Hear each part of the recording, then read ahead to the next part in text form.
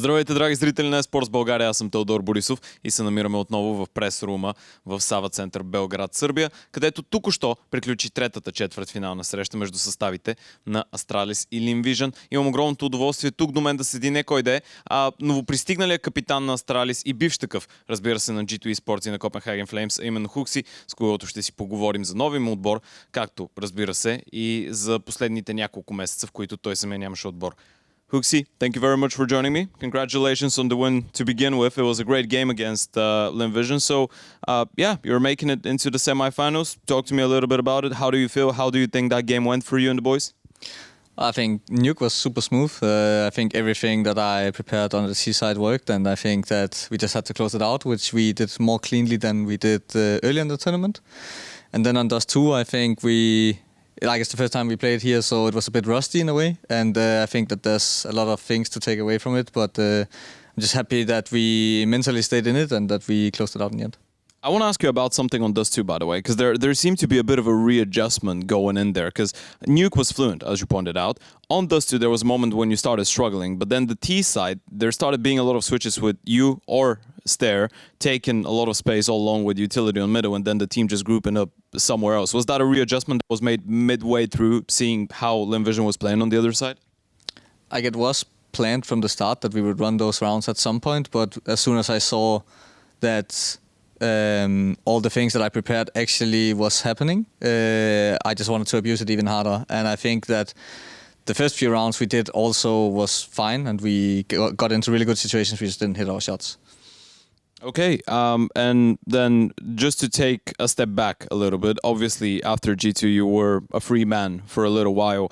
You did say in an interview for, I think, Dust 2 or HOTV that you had a couple offers but not a single one of them felt right. So what was the difference? What made Astralis feel like the right offer? And did you know after G2 that after you took a little bit of time off that you wanted to actually go back to playing on a Danish team for the first time since the Flames?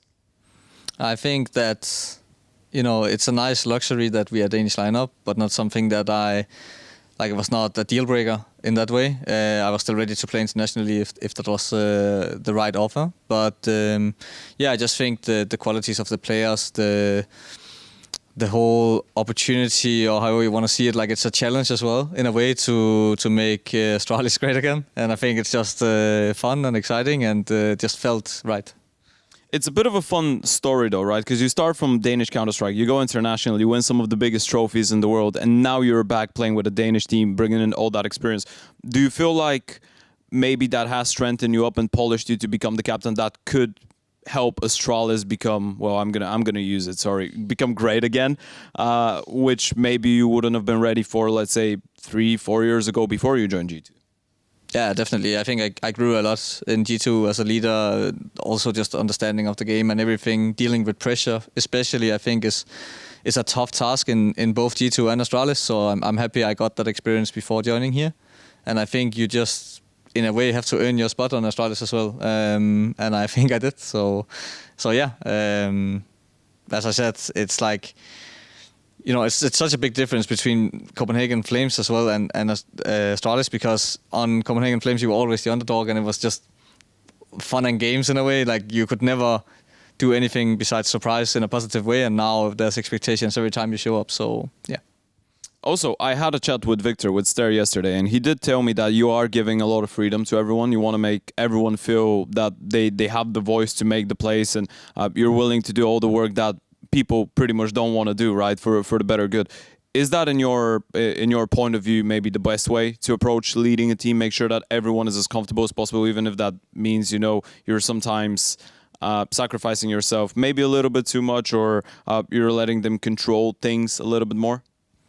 Well, I don't think that's a right way to lead. First of all, I think it's up to the IGL, like what style and qualities he has. For me, I think it's a quality of mine that I'm good at taking space, and that I don't really care how the game goes for me individually, and that obviously invites to be the sacrificial lamb in a bit. And I think every style can work. Like, you can see Fallen is an amazing IGL, and he's AWPing, and you can see Apex is probably one of the best IGLs in the world, and he's playing star positions. So I think it just suits me, and it suits this team. It's what it needed from the previous IGLs they had. they focused maybe a bit more on themselves. I think it's what makes these players shine, that I kind of set them up a bit.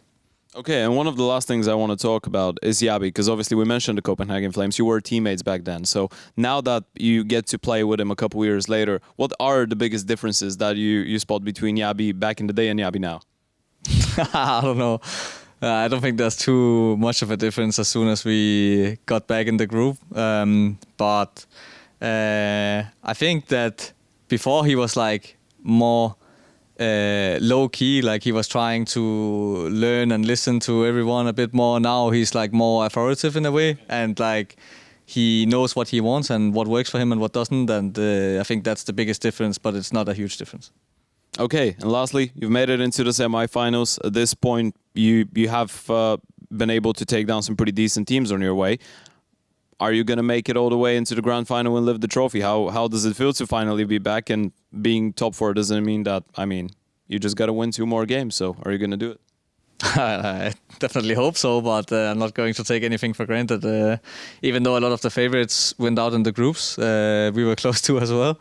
I think that, it can always be tough, and it's CS2 and everything can happen. So I hope so, but I won't jinx anything. Okay, thank you very much. Wish you the best of luck.